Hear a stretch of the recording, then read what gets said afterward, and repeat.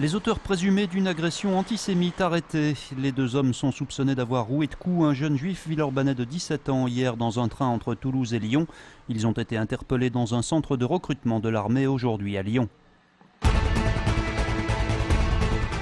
C'est à Oulin que les équipes de Réseau Ferré de France se sont mobilisées ce matin pour la 4e journée mondiale de la sécurité au passage à niveau.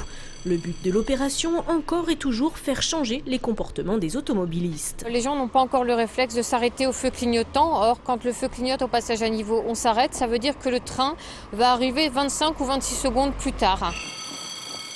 Bonjour, c'est la journée sécurité de passage à niveau, donc ce que vous venez de voir, vous ne devez pas le faire. Quand ça clignote, on s'arrête.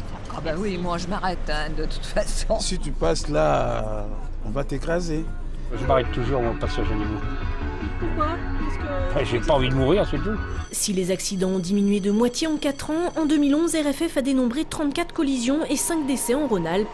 Le passage à niveau numéro 375 d'Oulin, où 59 trains et 4000 véhicules circulent quotidiennement, fait partie des 31 passages à niveau jugés préoccupants dans la région. Le passage à niveau d'Oulin où nous sommes va être supprimé en 2014 dans le cadre des travaux menés autour du pôle d'échange d'Oulin. On a aussi sur le Rhône le passage à niveau de Saint-Pierre-de-Chandieu qui va être supprimé aussi dans les prochaines années. À savoir que la suppression d'un passage à niveau prend entre 5 et 6 ans et coûte cher, de 3 à 6 millions d'euros. L'ancien UFM boulevard de la Croix-Rouge change de peau progressivement. Fermé en 2009, il se transforme depuis en un futur collège. Un regroupement en un seul lieu des collèges Maurice Ève et François Truffaut. Les deux collèges nécessitaient de gros travaux pour répondre aux normes d'aujourd'hui. Et plutôt que de restructurer les deux collèges, nous avons souhaité les réunir dans un seul qui vraiment répondait complètement aux besoins. Bien sûr, après de lourdes restructurations et en plus avec tout l'historique de l'éducation nationale. Un historique qui compte dans la reconversion des bâtiments qui date de 1885. Le défi mêler l'ancien et la modernité.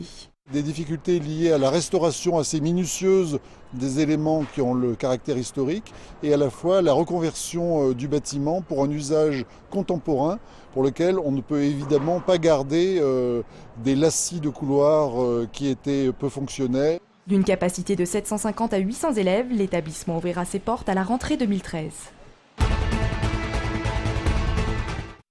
On ne voit pas très bien pourquoi il faut démolir des logements qui pourraient très bien être réhabilités. Mobilisation des habitants du quartier de la Guillotière. Le Grand Lyon vient d'annoncer la démolition prochaine de 3 immeubles, rue Paul-Bert et rue Moncey. Un comité de riverains s'est créé pour défendre l'intérêt patrimonial de ces bâtiments de 1826. On tient à ce que le côté patrimonial, c'est-à-dire de l'histoire de Lyon, c'est le cœur de la Guillotière, là, c'est toute l'histoire de la rive gauche qui est ici.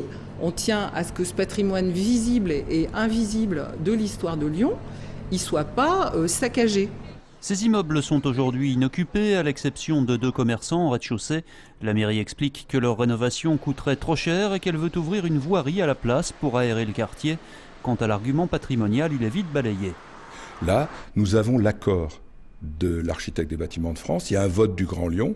Donc, j'aime beaucoup Madame Antonin qui aime son quartier, etc. Mais ça ne suffira pas pour qu'on n'applique pas des décisions qui ont été prises par des élus. Et qu'est-ce qu'on va faire derrière ? Ça va évidemment se discuter dès le mois de septembre. En attendant, une pétition contre la démolition a déjà recueilli plus de 300 signatures de riverains. C'est le dernier jour de l'école. Youpi, l'école est finie, mais la fête du dernier jour a été contrariée par la pluie.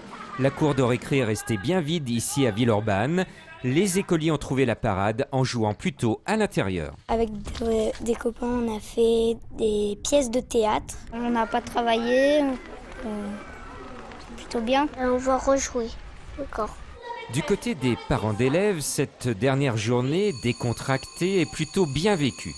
On est tous contents, aussi bien les parents que les enfants. Les enfants sont un peu fatigués, donc ils ont vraiment besoin de vacances, et nous aussi. Mais attention, l'école n'est pas tout à fait finie, puisque certains écoliers lyonnais des quartiers prioritaires vont profiter de cours de soutien afin de bien préparer la rentrée.